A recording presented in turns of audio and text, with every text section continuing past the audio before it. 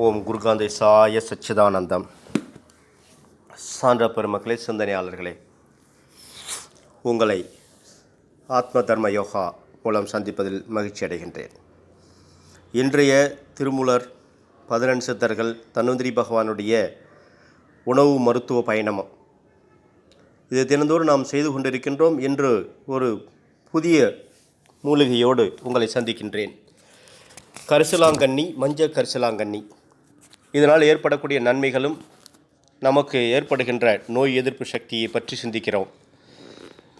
கல்லீரல் ஏற்படும் ரணம், புண் வீக்கம் மற்றும் இரத்த கசிவு போன்றவற்றை காக்கும் மூலிகை தான் இந்த கரிசலாங்கண்ணி. வெள்ளை, மஞ்சள், பொற்றலை கையான் சாதாரண எங்கும் கிடைக்கக்கூடிய இதில் சிகப்பு, நீலம் வகைகள் மலைப்பிரதேசங்கள் காணப்படுகிறது. மேனியை பொன்னாக்கும் பொன்னாங்கண்ணியை போன்றே கரிசலாங்கண்ணி தேகத்திற்கு பொற்பொழிவை தந்து அழகூட்டும் என சித்தர் நூலில் சித்தரிக்கப்பட்டுள்ளது.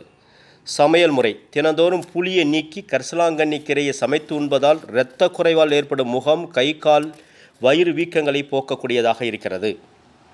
இதன் கீரை பருப்புடன் சேர்த்து உண்பதால் தாதுக்கள் பலப்படும், ஈரல் நோய்கள் அணுகாது, வெள்ளை வெட்டை விலகி ஓடும், தலைமுடி, பல், கண்கள், தோல் ஆகியவற்று ஊட்டத்தை தரவல்லது இந்த கரிசலாங்கண்ணி. கீழாநெல்லி, கரிசலாங்கண்ணி இரண்டையும் வாரம் 2 நாட்கள் பூண்டு, மிளகு, வெங்காயம், பெருங்காயம், நெய்யுடன் தாளிதம் செய்து சாப்பிட்டால் இரத்த சோகை தடுக்கும், கல்லீரல் பலம் பெறும். இந்த கரிசலாங்கண்ணி சாறு அரைப்படி, நல்லெண்ணெய் அரைப்படி கலந்து நன்கு கொதிக்க வைத்து பக்குவமாக வடித்து 1/2 ஸ்பூன் வீதம் காலை மாலை 2 வேளை சாப்பிட்டு வந்தால் ஆஸ்துமா, காசநோய் ஆகியவை பறந்து ஓடிவிடும் நம்மை விட்டு.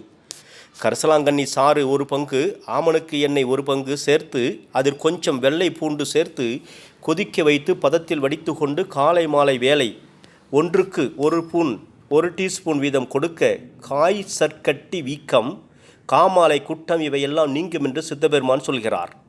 மஞ்சள் கரிசலாங்கண்ணி, பாசிப்பருப்பு, சீரகம், வெந்தயம், கருவேப்பிலை, கொத்தமல்லியுடன் நெய் சேர்த்து தாளித்து பகல் உணவில் கீரை உணவாக சேர்த்து வாரம் 2 நாட்கள் உண்டு வர கல்லீரல் நோய்கள் நம்மை அணுகாது.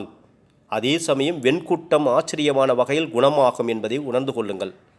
மஞ்சள் காமாலை நோய்க்கு ஆட்பட்டவர்கள் ஓயாது மருந்து அருந்துபவர்கள், மசாலா, புகையிலை, காபி, டீகளில் உள்ள நஞ்சுகளால் பாதிக்கப்பட்டவர்கள் மஞ்சள் கரிசலாங்கண்ணி மூலிகையை தொடர்ந்து 20-30 நாட்கள் சமைத்து உண்டு வர நச்சுக்கள் நீங்கி இரத்தம் சுத்தமாகி மேன்மை அடைவார்கள், குணமடைவார்கள். கரிசலாங்கண்ணி இலை, கீழாநெல்லி இலை, கருவேலன் கொழுந்து, சோற்று கற்றாழையின் வேர், கடுக்காய், களிப்பாக்கு இவற்றை 1 கைப்பிடி அளவு எடுத்து 2 ஆழாக்கு தண்ணீரில் போட்டு 1 ஆழாக்காக காய்ச்சி வற்ற வைத்து இறுக்கி வடிகட்டி காலை மாலை 2 வேளை 1 அவுன்ஸ் வீதம் சாப்பிட்டு வந்தால் இரத்தமின்மையால் ஏற்பட்ட உடம்பு ஊதுதல் மற்றும் இந்த மருந்தை உட்கொள்ளும் போது உப்பு, புளி நூக்கி பத்தியம் இருக்க வேண்டும் என்பது ரொம்ப முக்கியமானது. இந்த கடைசியாக சொல்லப்பட்ட இந்த கரிசலாங்கண்ணி இலை, கீழாநெல்லி சாறு, கருவேலன் கொழுந்து இதோடு சேர்க்கக்கூடிய கற்றாழை வேறு, கடுக்காய், களிப்பாக்கு இதை கஷாயம் செய்து உண்ண வேண்டும் என்று உங்களுக்கு எண்ணம் ஏற்படுகின்ற பொழுது நிச்சயமாக உப்பு, புளி நீக்கி பத்தியம் மேற்கொள்ள வேண்டும் அன்பர்களே.